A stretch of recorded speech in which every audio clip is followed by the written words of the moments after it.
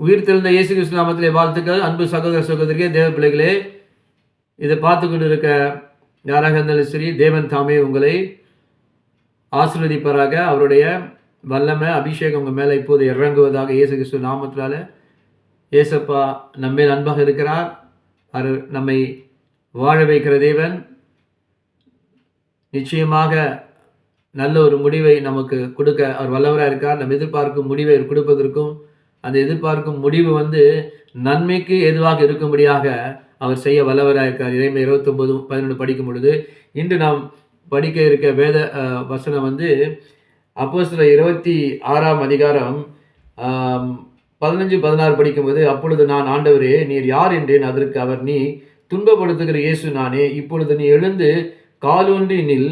நீ கண்டவைகளையும் நான் உனக்கு தரிசனமாகி காண்பிக்க போகிறவர்களையும் குறித்து உன்னை ஊழியக்காரனாகவும் சாட்சியாகவும் ஏற்படுத்துவதற்காக உனக்கு தரிசனமானேன்.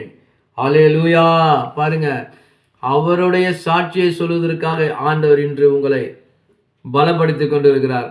அவருடைய சாட்சியை சொல்வதற்காக தான், ஆண்டவருடைய சாட்சியை சொல்வதற்காக தான் அந்த சவுலை பவுலாக்கி அவனுக்கு கண் தெரியாமல் போயிட்டு ஆண்டவருடைய தரிசனத்தை, இந்த வெளிச்சத்தை பார்க்கும் பொழுது அவன் கண் குருடனை போல மாறினான்.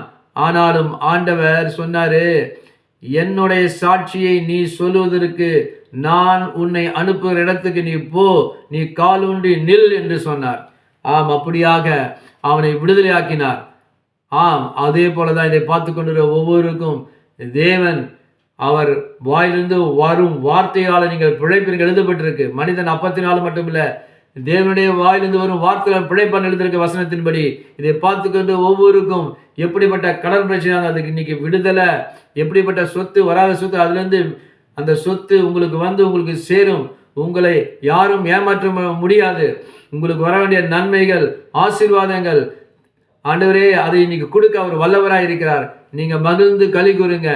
நீங்க இனி அழுது கொண்டு இருப்பதில்லை, நீங்கள் இனி நகைப்பீர்கள். ஹல்லேலூயா. இயேசு கிறிஸ்து நாமத்தினால எல்லாவித வியாதிகள், நோய்களும் இயேசுவின் தழும்புகளாக குணமாகி நீங்க எழுந்து காலூன்றி நிற்க போறீங்க. அவருக்கு சாட்சியாக நீங்க இருக்க போறீங்க. Whose report you believe?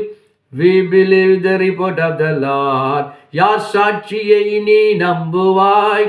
கர்த்தர் சாட்சியை நான் நம்புவேன். ஆம், கர்த்தர் சாட்சியை நாம் நம்புவோம். நாம் திடப்படுவோம், பலப்படுவோம். கர்த்தருக்குள் நாம் உறுதியாக நிற்போம். கர்த்தர் நம்மை நிலைப்படுத்துவார், ஸ்ரீப்படுத்துவார், உயர்த்துவார். துக்கம் சந்தோஷமாக, ஆசீர்வாதம் மாறும். இயேசு கிறிஸ்து நாமத்தில். அல்லேலூயா.